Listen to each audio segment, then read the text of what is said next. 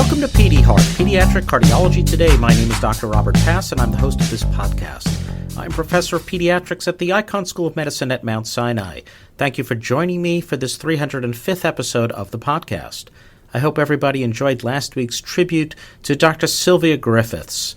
For those of you interested in the history of pediatric cardiology as well as women in medicine, I'd strongly recommend you take a listen to last week's inspiring episode 304. As I say most weeks, if you'd like to get in touch with me, my email is easy to remember. It's pediheart@gmail.com. This week, move on to the world of intracardiac echocardiography and electrophysiology. The title of the work we'll be reviewing is Intracardiac Echocardiography in Pediatric and Congenital Cardiac Ablation, Shortens Procedure Duration and Improves Success Without Complications. The first author of this work is Andrew Hedrick, and the senior authors are Thomas Pilcher and Mary New. And the authors come to us from the Department of Pediatrics and the Division of Cardiology at the University of Utah, as well as Primary Children's Hospital in Salt Lake City, Utah. When we're done reviewing this paper, Dr. Thomas Pilcher, one of the two senior authors of this work, has graciously agreed to join us once again on the podcast to discuss it. Therefore, let's get straight on to this article and then a brief conversation with one of its senior authors. This week's work begins by explaining that shortly after the advent of catheter ablation in the early 1990s, adult electrophysiology doctors started espousing the use of intracardiac echo for things like transeptal puncture or for optimizing catheter tissue interfaces by being able to confirm such. They explain that there have been a number of papers in the adult literature suggesting that use of this technology can be associated with better ablation success, fewer complications, and shorter fluoro and procedural times, and this is believed to potentially result in less resource utilization. Shortly after being used and reported by adult cardiologists, pediatric electrophysiologists started using it, but our usage in pediatric and congenital EP has been a bit slower, and the reasons that the authors suggest is that of concerns of complications associated with its use for things like valvular injury or perhaps vascular injury. I might also mention that cost, which is not mentioned in the introduction, has been another very important factor in the decision to do this, given that most of these probes are in the range of $3,000 and are not intended for reusage.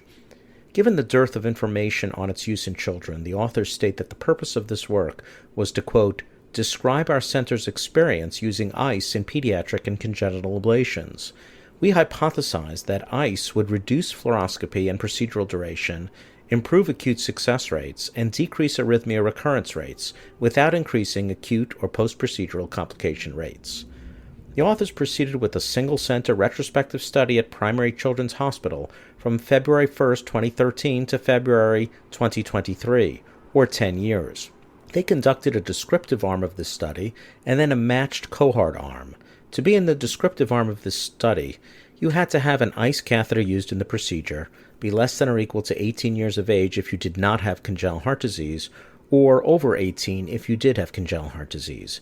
In other words, anyone of any age with congenital heart disease who had an ICE catheter as part of an EP ablation would be included, but the standard non-congenital ablation patients had to be less than 18 for inclusion, and anyone without congenital heart disease who was equal to or greater than 18 were excluded. For the matched cohort, ICE cases were matched 1-to-1 to cases in which there was no ICE by the EP operator, arrhythmia mechanism, arrhythmia sidedness, presence of preexcitation, presence of congenital heart disease, and the authors explain how they categorized the congenital heart disease cases so that they were matched properly. If there was a case of ICE usage that did not have a matched control, they were excluded from this matched cohort analysis. The authors review how they did their EP studies, and they are fairly standard, with the patients all receiving 3D electroanatomical mapping, in most cases using the EnSight system. And the ICE catheters were also described and are all standard, and are ranging in size from 8 to 10 French. For the comparison cohort, things like acute success, complications, arrhythmia recurrence, fluoro exposure measured in minutes, and procedural duration were measured and recorded. All patients were seen 6 to 8 weeks post-ablation and at 12 months, and then after as deemed clinically indicated. And on to the results. The authors explain that in the 10-year study, there were 1,262 EP ablations performed, but regular use of ICE really started at this center in February of 2020. And so ICE was used in 196 of 472 EP cases in the period from 2020 to the end. The median age of ICE usage patients was 15 years, with a range of 3 years to 47, with an interquartile range of 12 to 17, with a median weight of 57 kilos and a range of 15 to 134, with an interquartile range of 45 to 71. And the authors explain that about 30% were less than 50 kilos. The authors trumpet the fact that 51% of the ICE cases either had no fluoroscopy or less than 1 minute of fluoro per case. In regard to the congenital heart disease and arrhythmia types, congenital heart disease was seen in 16% of patients, with 42% being two-ventricle repaired congenital heart disease, 26% Fontan patients, 19% patients with an intracardiac baffle, and 13% had Ebstein's anomaly. The most common arrhythmias in this series was orthodromic reentrant tachycardia, or AVRT, followed by AVNRT, and then IART, EAT, and PVCs, or VT. In the congenital heart disease patients, IART was most common in 74%, but in patients who had structurally normal hearts, ORT or AVRT was seen in 64%, with AVNRT in 26%. The authors looked at the ICE cohort and found that on multivariable analysis, only the presence of congenital heart disease was associated with both more fluoro and procedural time. The acute success rate in the 193 patients in whom ICE was used was 100%, with 8.2% recurring. On multivariable analysis, there was no factor that was statistically significantly associated with worse outcome or recurrence. There were 2 complications in the ICE group, and these were not related to ICE, with one patient having a transseptal enter the pericardium prior to the use of ICE in the same case, which was really only used to see if there was a pericardial effusion afterwards, and then a patient who had rapidly conducted intraatrial reentrant tachycardia, ultimately resulting in ventricular fibrillation requiring CPR and defibrillation during the case. And what about the matched cohort in which intracardiac echo was matched to patients without echo? Well, there were 139, or 72% of the ICE cases that could be matched 1-to-1 to so-called no ICE cases, for a total of 278 cases. Amongst the congenital heart disease patients, the procedural length did not differ statistically between the ICE or no ICE cases. But for intraatrial reentrant tachycardia procedures, which was 95% of these cases, the procedural duration was 196 minutes in the ICE cases versus 236 in the non-ICE cases. And this difference was significant. In other words, a 40-minute difference. When looking at the non-congenital heart cases, procedural time was 20 minutes shorter in the ICE patients, 137 minutes versus 157 minutes, and they note that the largest difference was in those needing a transseptal, where there was a roughly 55-minute reduction in procedural time with the use of ICE in that lab, from 140.5 minutes with ICE to 195 minutes without. But what about success rates? Well, the ICE cases in the matched control comparison had 100% acute success, and there was 97% success in the control group in which ICE was not used, and these findings or outcomes were similar statistically.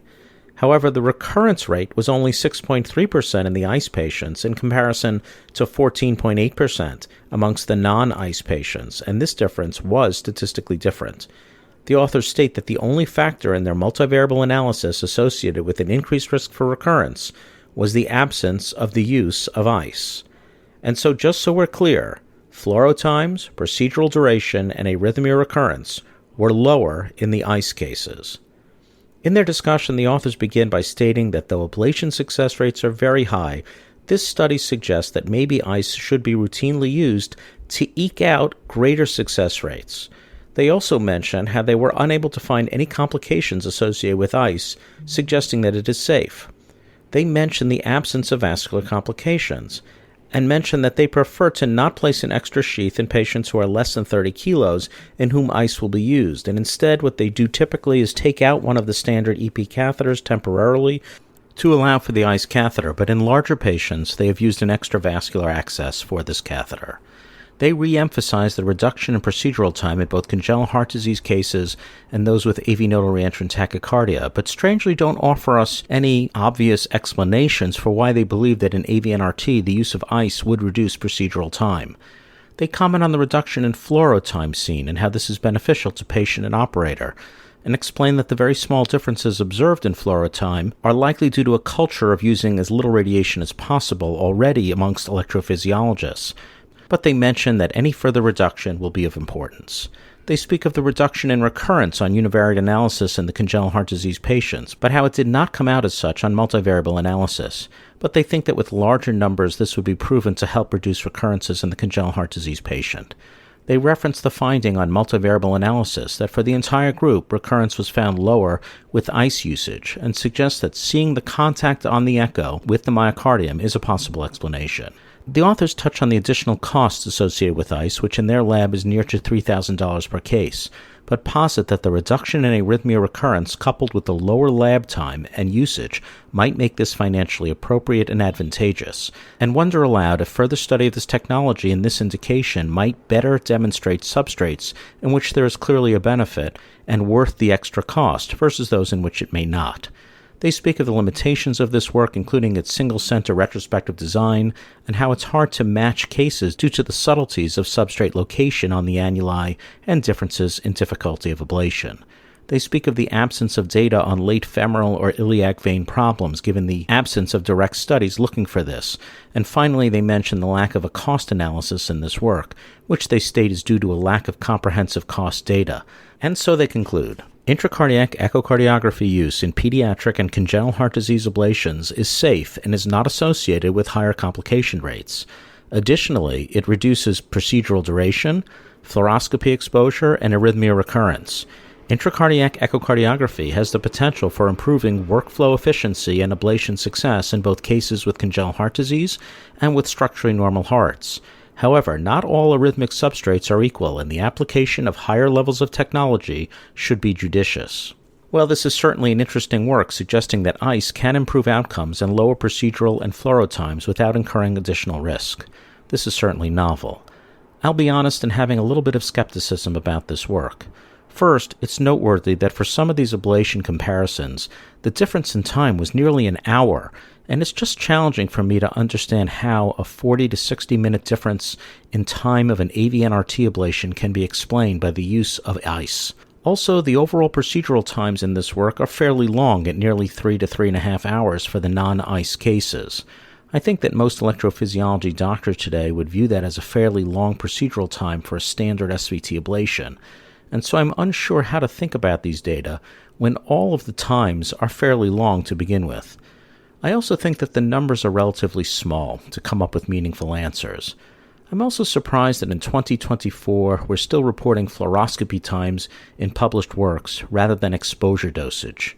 1 minute of fluoroscopy in one lab can literally be the equivalent of 6 times the radiation exposure in another lab, and so I do think that I will take this opportunity to get on my soapbox, which is based on a number of papers that I have personally written in the past 1 to 2 decades on fluoro reduction, to say that we really should not any longer be reporting fluoro times, but instead dosages. Finally, the cost is a very substantial concern. I do believe that the authors could have done a back-of-the-envelope calculation, and given the profound variability of cost of procedures and reimbursements, as well as the opacity of these data in any single hospital, as I'm sure you're all aware, a fairly straightforward analysis could have been estimated using average CMS costs in the United States. I'm disappointed that this was not incorporated into this work, as this would, in my view, be one of the most important reasons to consider proceeding or not proceeding with this technology. It's important to remember that when we as a field changed over about 5 to 10 years ago to using the more expensive 3D mapping systems for all ablations in children, this was based on work by my own group, but that of many, many other centers in multi-center demonstrations of improvement in all aspects of ablation associated with these more expensive 3D mapping systems, including improvements in efficacy, radiation exposure, time, safety, etc. This work in a single center is certainly provocative and noteworthy, but without a large-scale study in multiple centers as has been done in the past for 3D mapping systems, I think taking on this additional $3,000 cost per procedure is a bitter and expensive pill to take without stronger data. I'm not suggesting it may not be true, but I think before we ask our administrators to pony up an extra $3,000 per case, we're going to really need to know precisely what the benefits are. However, at this point, I think this is a very interesting and important first step, and I'm looking forward to further information on this topic. At this point, I think it makes sense to go forward to speak with the work's senior author, Dr. Thomas Pilcher. Thomas Pilcher is the Chief of Pediatric Electrophysiology at Primary Children's Hospital in Salt Lake City, Utah. He's a graduate of Baylor University for his medical training, and he completed his residency in pediatrics at Baylor as well, followed by pediatric cardiology and EP training at the Medical University of South Carolina. It is a delight to welcome Tom back to the podcast to discuss this week's work. Welcome, Tom, to Pediheart. I'm here now with Dr. Thomas Pilcher of Primary Children's Hospital in Utah. Tom, thank you very much for joining us this week on the podcast.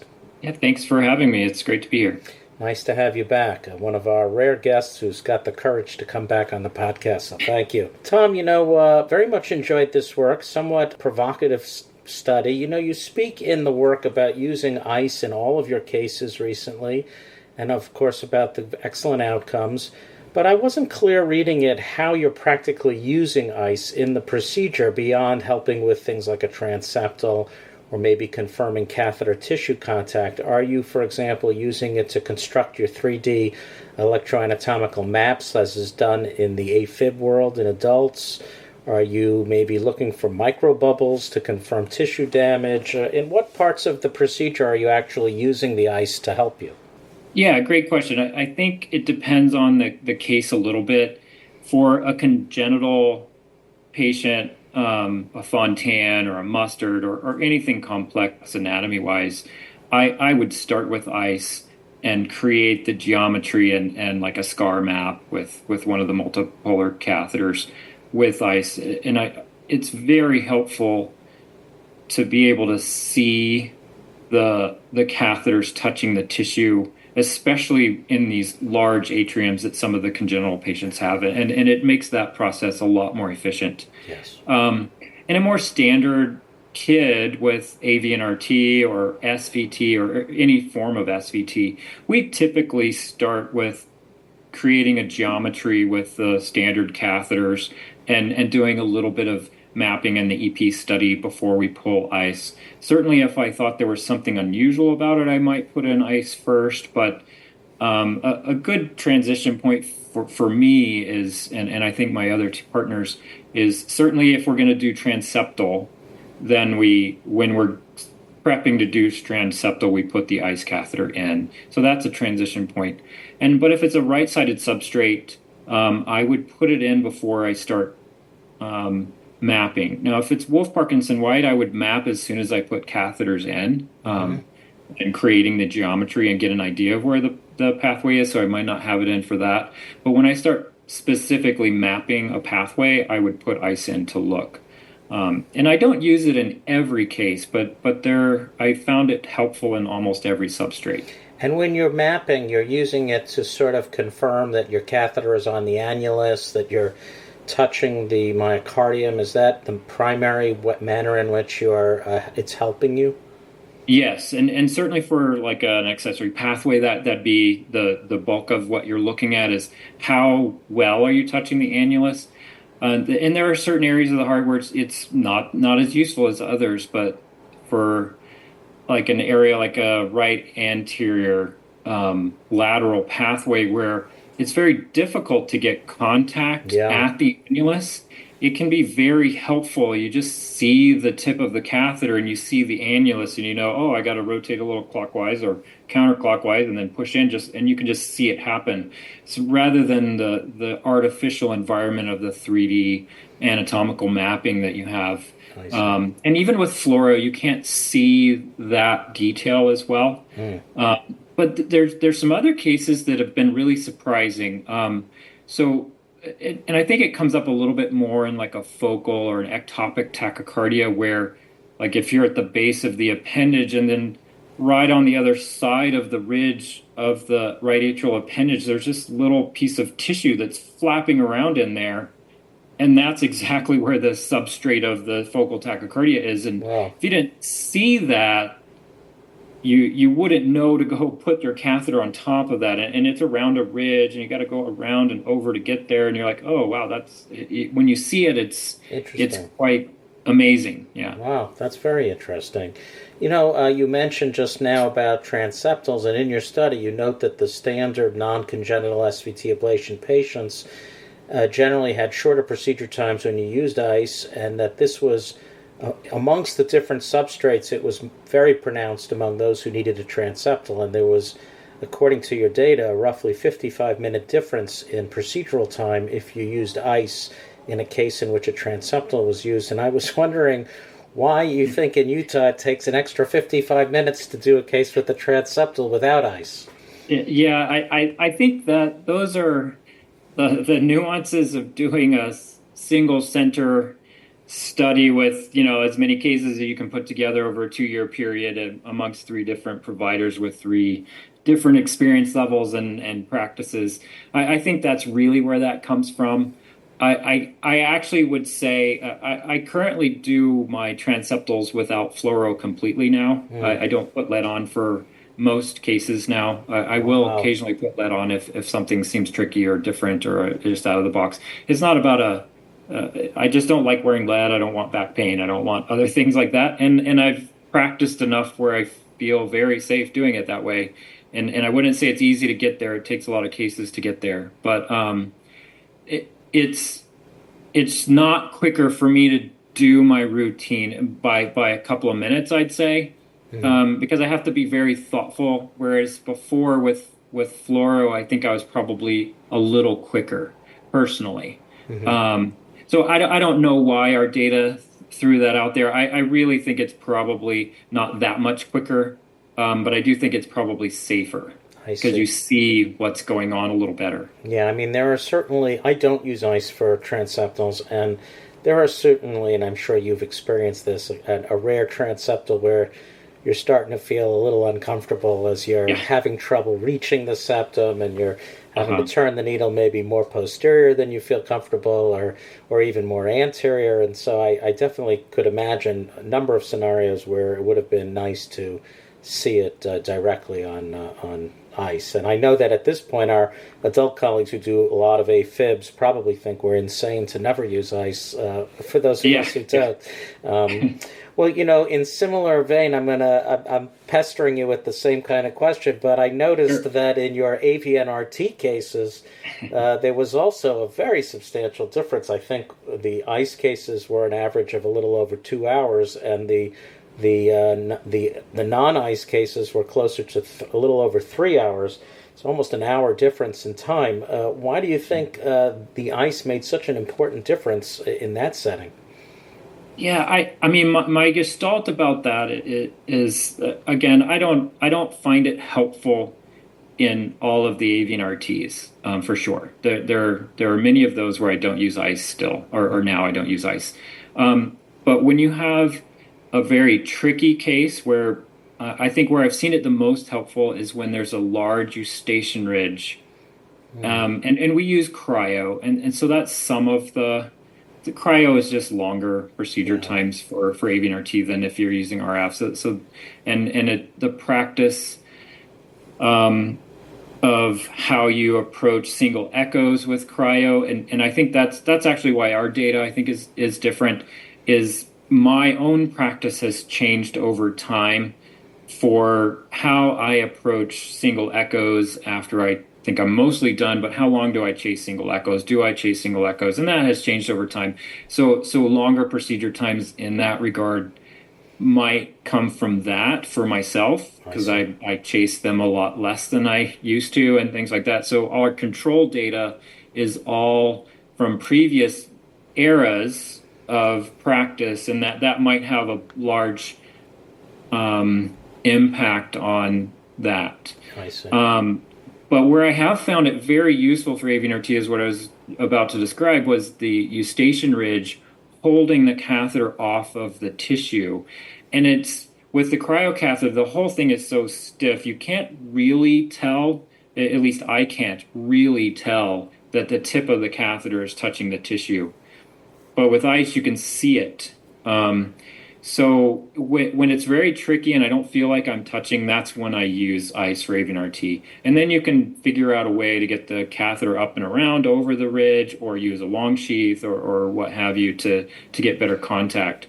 So I think it has changed those procedures where it's difficult to get contact. And certainly, for those in the audience who aren't familiar with ablation, there are definitely cases of AVNRT where we put the catheter up, and on the first application we got it, and then there are other cases where we're spending an hour and a half, and no matter how we screw around there, it doesn't seem we could stop the tachycardia. And I imagine having ice might give some insight into that. I'm wondering, Tom, do you ever use contact force catheters? It sounds like you do all of your AVNRT using cryo, which of course is not a contact force type catheter, but I found, for example, that when I do AVNRT, I've started using contact force catheter because I think it keeps you more honest about touching the myocardium. I think a lot of my quote-unquote lower applications were I was ablating the blood pool near the mouth of the CS, but not really on it. I imagine that there's a lot that in similar fashion, the ice catheter, shall we say, must keep you more honest about being in a place that you're touching tissue. Exactly. I think that's a big part of it. And yes, we do use for RF, we almost exclusively use a contact force catheter now, irrigated tip contact force. A few times I'll pull a dry tip now for smaller kids, but not because I don't want to necessarily use the contact or the irrigated tip. It's which I did have concerns about that initially, but it's more getting the smallest curve of catheter. It's just not available in the contact force catheters. Yeah. So sometimes I'll use a dry tip for that. I see.